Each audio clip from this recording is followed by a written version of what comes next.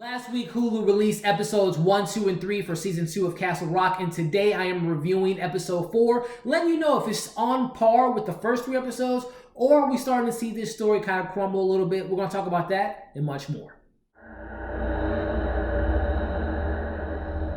Hey everybody, Elliot here today to share with you all my thoughts on the most recent episode of Castle Rock. Season 2, episode 4 was titled Restore Hope. Nadia learns a dark truth about her past. We're going to talk about that in a spoiler-filled discussion, so if you haven't seen the episode, go check it out and come back. But definitely consider subscribing to our channel if you haven't already, and make sure you hit that notification bell to stay up to date with our content. And if you've seen this episode, I would love to know what you thought. Let me know in the comment section. Let's have some fun dialogue around that. So let's recap this episode, talk about the good, the bad, and everything in between. So the episode starts off with a young Nadia and Abdi, who we've seen flashbacks before, but this kind of shows how their mother was killed. You know, we get a brief scene of seeing the war that takes place, which is an actual war, and we see the repercussions of that. You know, they were trying to leave the country, but before they did that, you know, they have this little, Adid has a gun. The mom's trying to give the gun back to the person they found it from. And in doing so,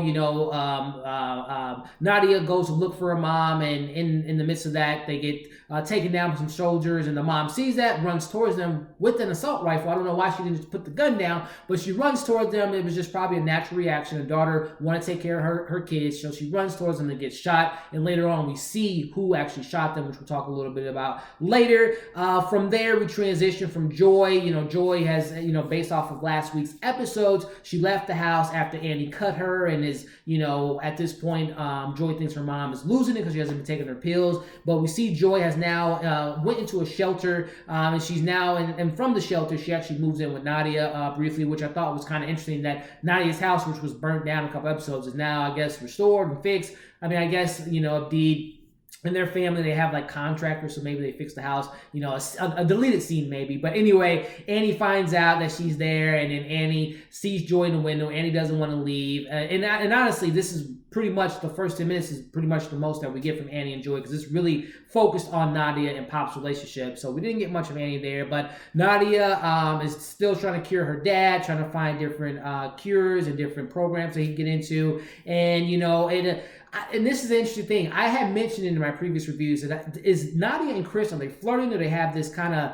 relationship going there? And we find out that they are indeed. They have a thing. We don't know how long it's been going on. We obviously know that it probably won't still go on after we find out what happens to Chris later on in the episode, potentially, that their relationship won't go on. But I don't know. Let me know in the comments. Is that a weird relationship? I know they're not blood, and they've probably been, Centrigate brother and sister for maybe 20 years, but I think that's a little bit weird. But anyway, let me know in the comments. It's definitely not a, Jaime Lannister and Cersei Lannister type of relationship, but it's still a little weird to me, in my opinion. But anyway, we find out that they do have a relationship.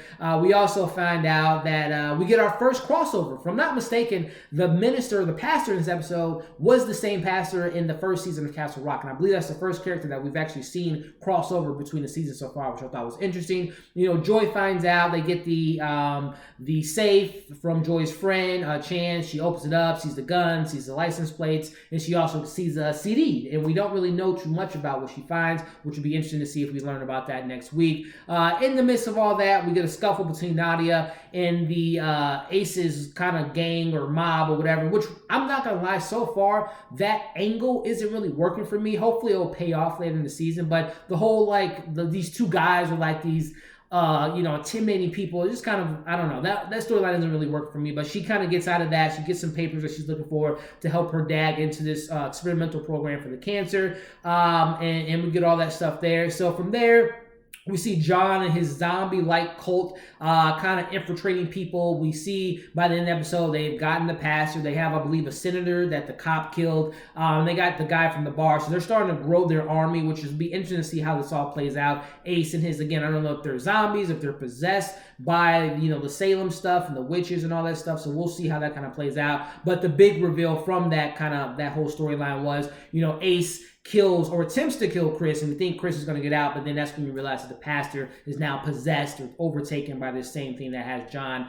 possessed, I guess you could say. So that's a really interesting storyline to see how that all plays out, as far as, you know, how many people he's going to continue to add to his cult, to his gang, and who he decides to put into his gang, which I'll talk a little bit about later. The big reveal, though, definitely was Nadia finds out the truth about Pop, which he was actually the one that shot their mother, which I alluded to in my previous episodes, that I believe that's going to probably be the connection, that he was either there or did the shooting, and it comes to find out that he was the one that actually shot them. So him being very focused on getting them as a family, as we saw in previous episodes, we know why now, because he has a debt to pay and he feels indebted to, you know, he feels bad for killing her mom, so he took them in as a family. So we find out that was kind of the big reveal, and more or less, like I said, this episode was not at all really focused on Annie's storyline and Joy. It was really focused on that relationship between Nadia and her dad, and it kind of parallels the same relationship that we have right now with Annie and Joy, as far as, you know, Annie and Joy's relationship being, you know,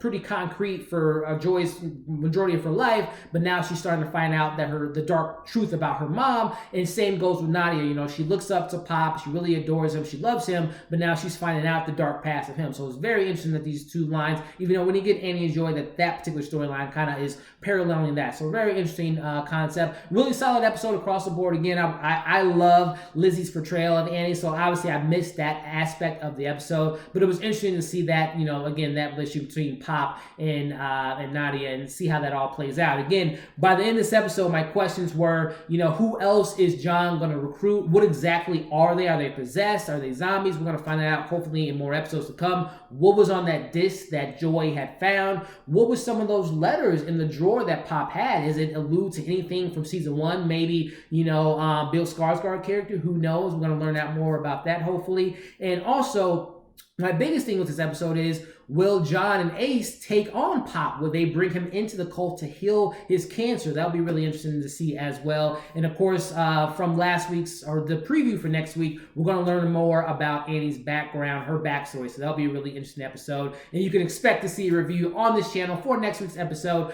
of Castle Rock. Again, I thought this was a really solid episode. This season so far has been way more enjoyable for me personally than it was the season 1. I'm really liking where things are kind of playing out. So I really 4 for 4 so far for me, in my opinion. So definitely recommend you all checking out if you haven't. I would assume if you made it this far in this video that you probably saw the episode. But anyway, like and share this video and subscribe to our channel if you haven't already. Make sure you hit that notification bell to stay up to date with our content. And also check out our other movie reviews on our channel right now. Like, we got spoiler-free reviews for The Lighthouse, Terminator Dark Fate, and I just saw Dr. Sleep, and we got a review on our channel now that you can check out. Things to keep an eye out for: Netflix got some movie coming out. A lot of movies coming out this weekend, like The King with Timothy Chalamet and Robert Pattinson. We have some Apple Plus content coming out pretty soon, so definitely keep an eye out for that. Follow us on our social media accounts, which you can find in the description below. Thank you all for watching this review, and we'll see you in the next video.